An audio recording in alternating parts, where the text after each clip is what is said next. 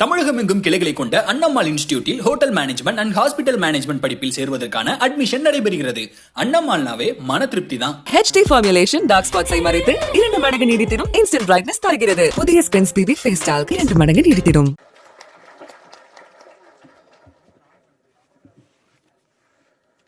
மாணவர்களுக்கு, பெற்றோர்களுக்கு, ஆசிரியர்களுக்கு இந்த விழாவை இவ்வளோ முக்கியத்துவம் கொடுத்து கவர் பண்ணிட்டு இருக்கிற மீடியா நண்பர்கள் எல்லாருக்கும் வணக்கம்.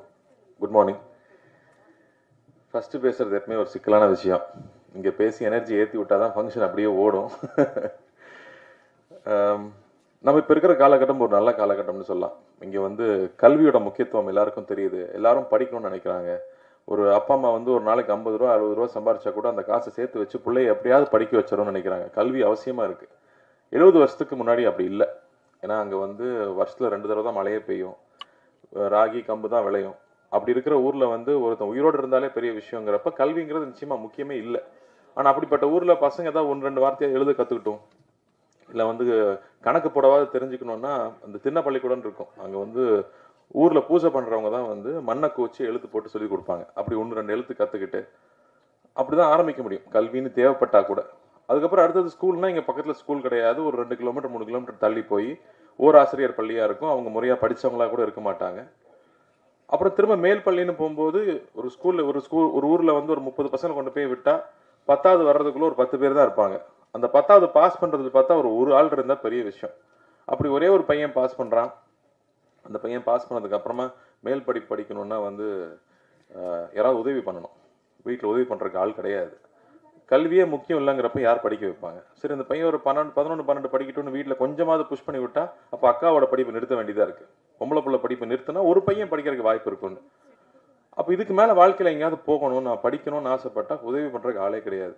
அப்போ என்னை யாராவது படிக்க வச்சா நான் வாழ்க்கை பூரா அவங்களுக்கு அடிமையாக இருந்துடுறேன் அப்படின்னு லெட்டர்லாம் எழுதி வைக்கிற அளவுக்கு ஒரு பையன் போய் அதுக்கப்புறம் எங்கிருந்தோ ஒரு சொந்தக்காரர் ஒரு மாமா படிக்க வைக்கிறாரு. மாதம் 80 ரூபா கையில் வச்சுக்கிட்டு ஒரு 6 வருஷம். எல்லாரும் இன்ஜினியரிங் டாக்டர்னு படித்தா நான் படம் வரைகிறதான் படிக்க முடியும். ஏன்னா நமக்கு என்ன பிடிக்குதோ அதை பண்ணாது தான் அதை ரொம்ப சிறப்பாக பண்ண முடியுங்கிறது ரொம்ப அவசியமாக இருக்குது. அப்போ தான் அதை அதில் பெரிய அளவும் வர முடியுது. அப்படி படித்து முடித்து வெளியே வரும்போது ஒரு விஷயம் நல்லா தெரியுது. ஒரு பையன் படிச்சுட்டான்னா அதுக்கப்புறம் அவன் தலைமுறையாக நல்லா இருக்குன்றது. ஒரு குடும்பம் இல்லை, அவன் தலைமுறையாக நல்லா இருக்குங்கிறது தெரியுது. அப்படி அப்பா படித்து சென்னைக்கு வந்திருக்காரு. அவர் ஒரு மாமா படிக்க வச்சுருக்காரு. ஸோ கல்வியை கொடுத்தோம்னா அதை விட பெரிய செல்வம் எதுவுமே இல்லை. அது ஒன்று கையில் இருந்தால் போதும். ஒரு தலைமுறையே மேலே வந்துடும்னா அதுக்கு இந்த தலைமுறை தான் உதாரணம். எல்லாருமே உதாரணம் அதுக்கு. ஸோ கல்வி முக்கியம் அப்படின்னு அப்பா முடிவு பண்ணி அவரோட 100வது படம் விழாவில் எம்ஜிஆர் அவர்களால் தொடங்கப்பட்டதான் சிவகுமார் கல்வி அறக்கட்டளை. 1979 ஆரம்பித்து 80லேருந்து பரிசு வழங்கிட்டு இருக்காங்க. நல்லா படிக்கிற பசங்க, 12th ஸ்டாண்டர்டில் படிக்கிற பசங்களுக்கு ஃபஸ்ட்டு 3 பசங்களுக்கு விருதுன்னு ஆரம்பித்தது. அது ஒரு பெரிய தொகை இல்லைனாலும் எல்லாருமே வருஷம் வருஷம் அதை வாங்கிக்கிட்டாங்க. அப்போ அப்பா கூட நம்ம ராவ் அங்கிள் இருந்தார், அப்புறம் வீரன் மாமா இருந்தாங்க. அவங்க ஃப்ரெண்ட்ஸ் மட்டுமே சேர்ந்து ஆரம்பித்த ஒரு விஷயம் கண்டினியூஸாக 25 இயர்ஸ் நடத்தி முடிச்சுட்டு அதுக்கப்புறம் அகரத்துக்கிட்ட கொடுத்துருக்காங்க. இப்போ அது 44வது வருஷம். தொடர்ந்து 44 வருஷம் இந்த விழா நடந்துகிட்டே இருக்குங்கிறது பெரிய மகிழ்ச்சி. முதல்ல எக்ஸாமில் அதிக மார்க் வாங்கின பசங்களுக்கு மட்டுமே கொடுத்துட்டு இருந்த ஒரு அவார்டு ஃபங்க்ஷன், அதுக்கப்புறமா அகரம் ஆரம்பிச்சதுக்கப்புறமா நமக்கு இன்னும் அறிவு கண் திறக்குதுன்னு சொல்லலாம். எந்த இடத்துல இருந்து ஒரு பையன் படிக்கிறான், எந்த இடத்துல இருந்து அவனுக்கு அந்த மார்க் வாங்க முடியுது அப்படிங்கிறது இங்கே ரொம்ப அவசியமாக இருக்குது.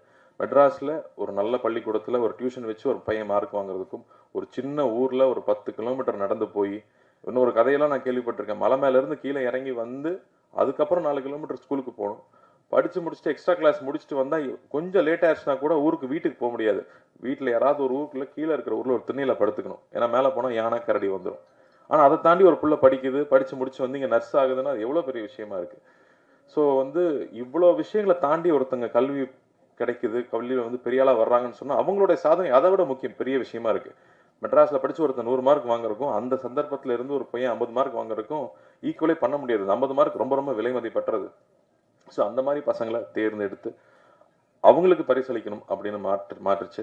அதில் இலங்கையிலேருந்து வர நம்ம சகோதரர்களுடைய பசங்களையும் அதை சேர்த்துருக்கு. ஸோ அவங்க எல்லாருக்குமே இந்த தொகையோ இந்த ஊக்கமோ நான் கூட இருக்கேன்னு கையை பிடிச்சி சொல்கிறது மட்டும்தான். அந்த தொகை மட்டும் கிடையாது.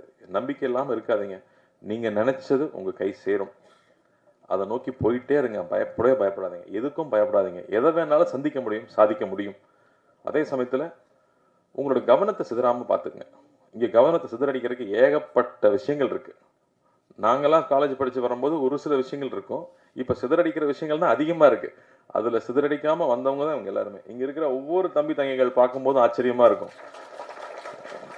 இப்போ என்னால் அவ்வளோ டைம் செலவு பண்ண முடியறதில்லை. ஆனால் ஆரம்பத்தில் நான் பார்த்துருக்கேன். ஊர்லேருந்து வர்றப்போ எப்படி பயந்து வருவாங்க, அதுக்கப்புறம் இங்கே மேடையில் பிச்சு உதருவாங்க. அண்ட் அதே மாதிரி தமிழ் ஆர்வம் வந்து இங்கே ரொம்ப ஆச்சரியமாக இருக்கும். சிட்டியில் படிக்கிற பசங்களுக்கு எவ்வளோ ஆர்வம் இருக்குன்னு எனக்கு தெரியல. பட் கிராமத்துலேருந்து வர்ற பசங்க எல்லாரும் கவிதை எழுதுவாங்க. ஒவ்வொரு வாட்டியும் ஜெயஸ்ரீட்ட சொல்லி பொறாமப்படுவேன். எல்லாரும் கவிதை எழுதுறானுங்க, அநியாயமாக இருக்கு அப்படின்னு. அந்த தமிழ் ஆர்வமும் வாழ்க்கை மேலே இருக்கிற உற்சாகமும் வந்து இங்கே குறைஞ்சதே கிடையாது. அந்த வகையில் இந்த விழாவுக்கு நீங்கள் எல்லாரும் வந்து இங்கே பங்கெடுத்துக்கிட்டு கல்வியோடைய அவசியத்தை மறுபடியும் சொல்கிறது இருக்கு இல்லையா, மறுபடியும் முக்கியம்னு ஞாபகப்படுத்துறதா மிக அவசியமாக இருக்குது. ஸோ இந்த விழாவுக்கு உங்கள் அனைவரையும் வருக என வரவேற்கிறேன். நன்றி. தமிழகம் எங்கும் கிளைகளை கொண்ட அண்ணம்மாள் இன்ஸ்டிடியூட்டில் hotel management and hospital management படிப்பில் சேர்வதற்கான அட்மிஷன் நடைபெறுகிறது. அண்ணம்மாள்னாவே மன திருப்தி தான். HD ஃபார்முலேஷன் டார்க் ஸ்பாட்ஸை மறைத்து 2 மடங்கு நீடித்திடும் இன்ஸ்டன்ட் பிரைட்னஸ் தருகிறது. புதிய ஸ்பென்ஸ் பிபி ஃபேஸ் டால்க் 2 மடங்கு நீடித்திடும்.